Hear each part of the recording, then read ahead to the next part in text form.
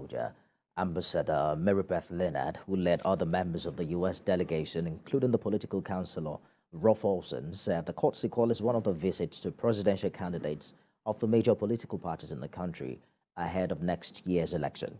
She said the U.S. is interested in the process that will produce a free, fair, peaceful, and credible election.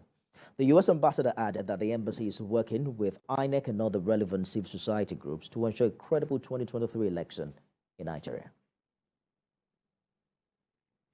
I've been privileged to reach out to all the candidates, actually, to talk about U.S. perspectives on the election. We, of course, are not interested in who becomes the president of Nigeria. We are interested in a process that is fair and transparent and credible and peaceful.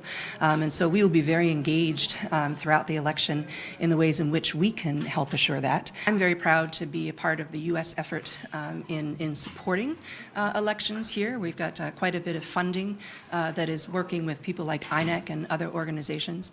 And we also will continue to play the role that we have in the past.